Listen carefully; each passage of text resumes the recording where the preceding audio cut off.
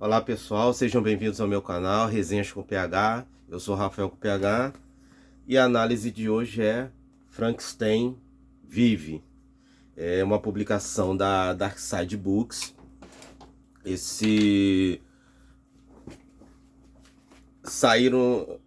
ano lá fora saíram uma série de graphic novels, né? Frankenstein, o Monstro do Lago e Drácula.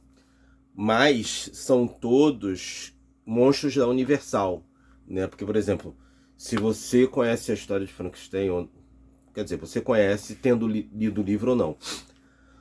O filme da Universal, ele é bem diferente assim, a estrutura é a mesma, mas ele toma várias liberdades com relação à história original, né, da Mary Shelley. E aí, essas graphic novels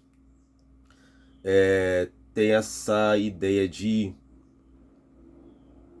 meio que de reinventar ou de expandir esse universo, o que é muito interessante.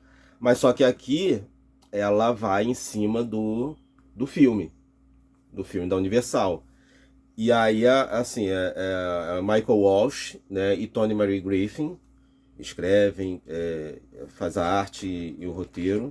A edição é muito boa. Geralmente essas graphic novels, os quadrinhos da Dark Side não vem com fitilo, mas essa coleção da Monstros da Universal Vivem tem fitilho. A edição tem uma quantidade boa de extra, né? Eu sei que muita gente não gosta de extra. E alguns extras realmente eles não agregam muito, mas assim, tem uma quantidade boa de extra, né? Você vai ter capas, você tem um texto no final de uma médica. Tem muita capa, tem até as capas alternativas, tem uma capa que eu preferia, ao invés de, eu ia preferir essa capa daqui.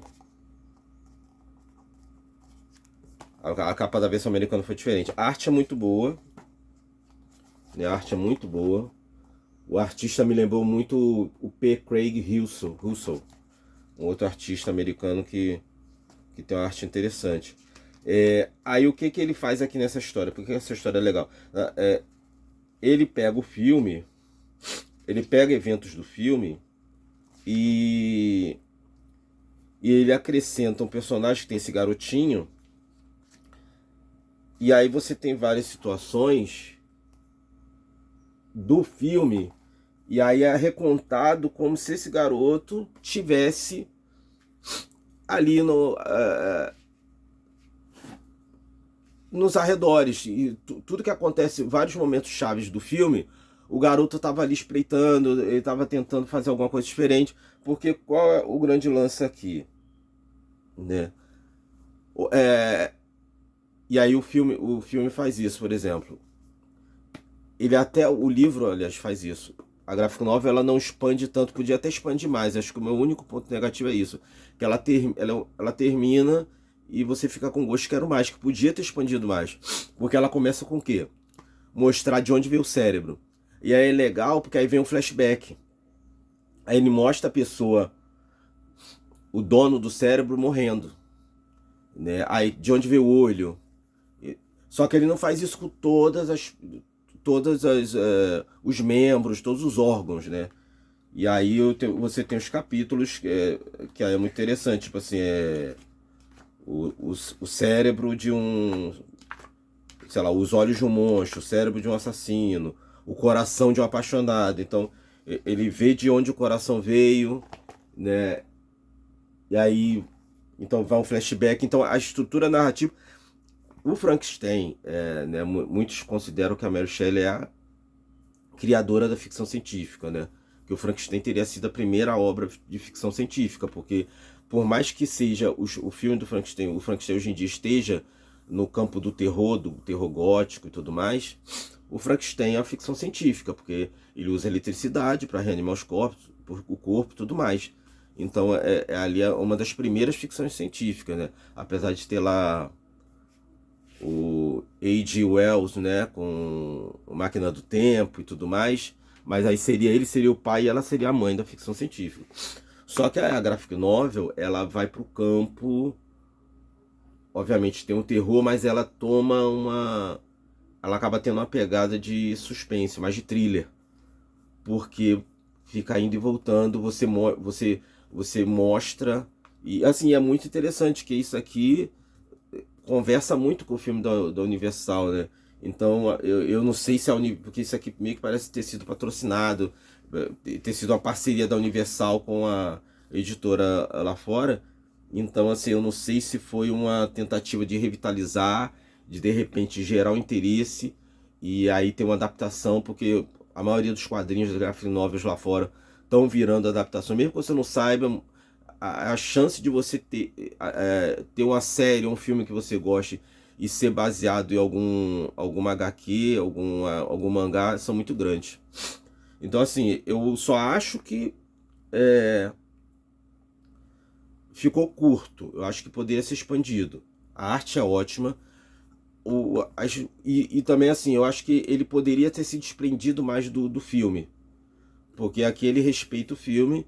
Então, o filme tem aquele espaço de tempo ali onde as coisas acontecem. Eu acho que aqui ele poderia ter expandido mais com esses personagens secundários, mostrando o ponto de vista deles, né?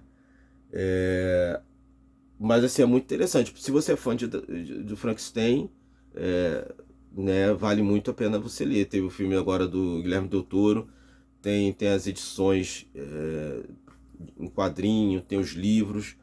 Se você não leu Frankenstein, vale muito a pena ler. Eu li Frankenstein muito tardiamente, porque era uma daquelas coisas, né? É um daqueles clássicos que você já conhece, né? Todo mundo conhece Frankenstein, todo mundo conhece Drácula, sem ter lido. Então você fica, vou ler depois de quando eu peguei para ler. Assim, é um dos melhores livros assim que eu já li. É muito bem escrito. E Drácula também. Ainda mais que o Drácula é uma literatura epistolar, né? São cartas. É muito interessante como o Drácula é dinâmico, como é interessante. E é legal que esses livros que tem essa estrutura assim de cartas, que é uma conversa, você se torna parte da conversa.